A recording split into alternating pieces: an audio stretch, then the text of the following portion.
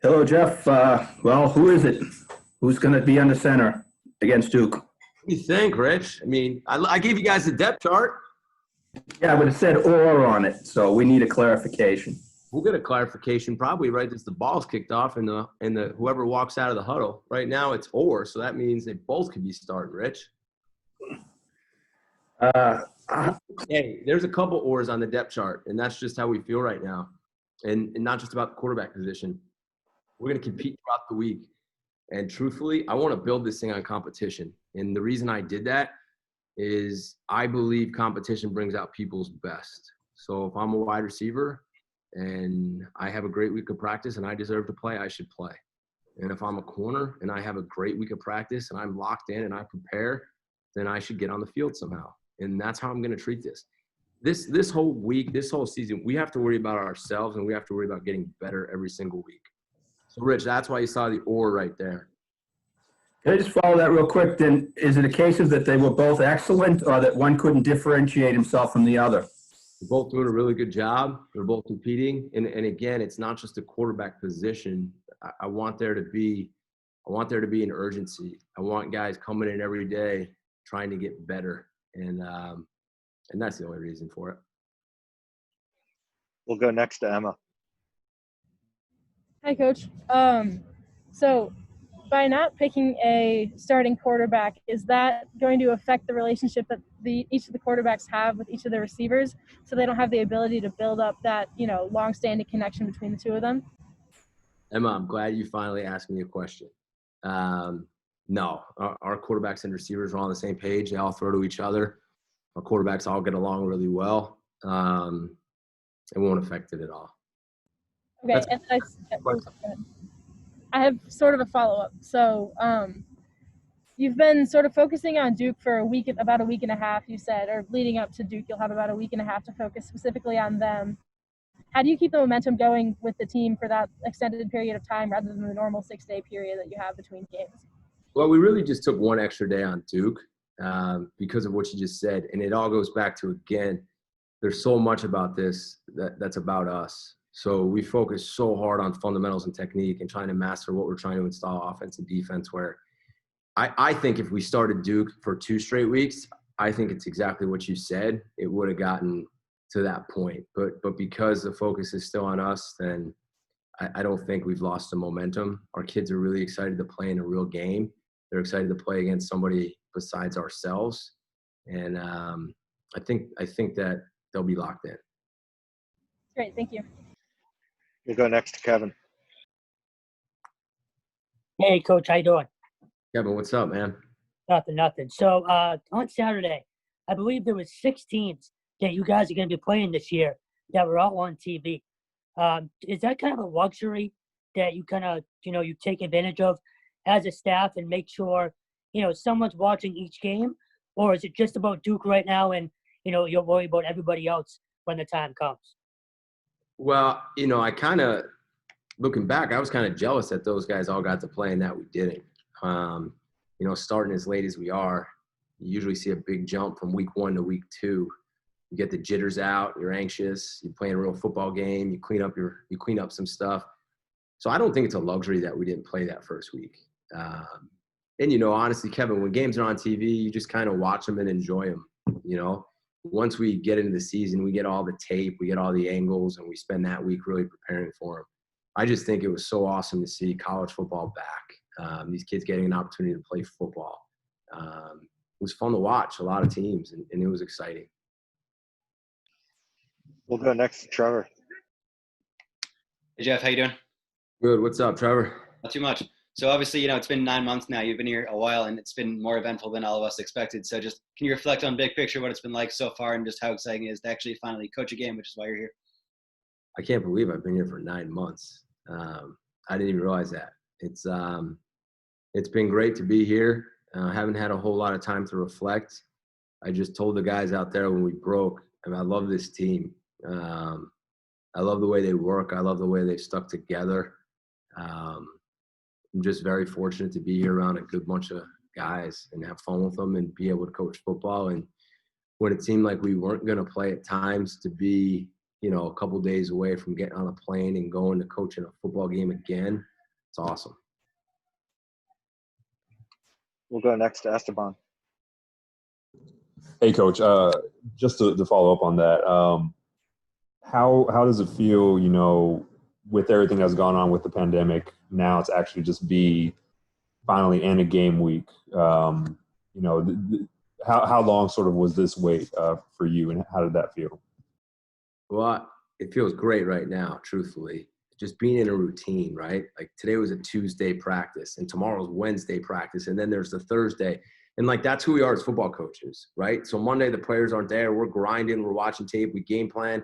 Tuesday's first and second down. Then tonight we'll do some third down, and it just feels good to be in a routine. Truthfully, when we're in the building, when we're on the field, it feels like life is normal again. And I think that's so important. It's important. It makes me feel better, and it makes. I think it makes our guys feel better. It's kind of the only time when you just kind of get away and your mind's free and you're just locked in, and it just feels so nice to be in a routine. And I'm just so grateful for these guys to have sacrificed and done everything they've done to get us to the point where we're actually going to play, because it's about them and all. Yeah. I mean, think about it. These guys have been here since June 20th, and the amazing job that they've done. And I'm just so happy for them that they get to go play in a game on Saturday. And if I could, just as a quick follow-up to that, obviously there's been a lot of coverage over the past week about a breakout at BC. Knowing the sacrifice that you guys have had to make, does that worry you at all that sacrifice could be unraveled in any way?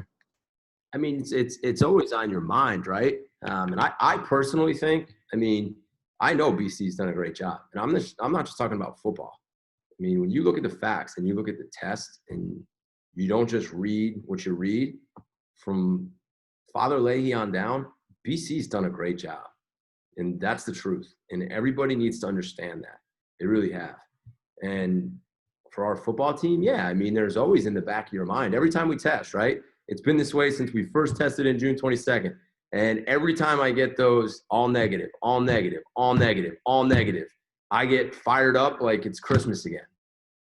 And that's just how it is, right? Because you never know, which is why you got to be careful. You have to have great leadership on your staff, great leadership on your football team, and we have that. So, we're just hopeful our guys keep doing what they have to do and keep going forward. We'll go next to Julian. Hi, Jeff. Hey, Joe. Just had a quick one.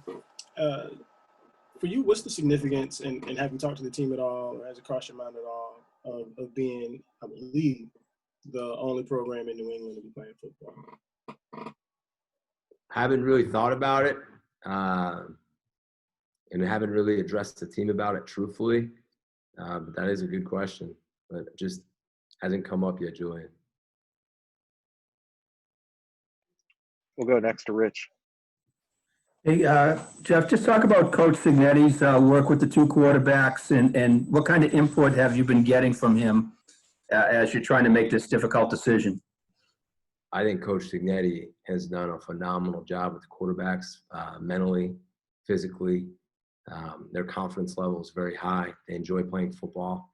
They're getting better. It's really not just the two. And you guys can't see, Rich, because you kept skipping practice, but Sam Johnson's done a great job too. Balechi, Dalen, even watching Matt Reevy play against our scout team right now. He's done such a good job. And we talk daily. I watch the film with those guys, so we're on the same page. Rich, you're really pushing the quarterback thing here today, man. I like it. And we'll go back to Rich.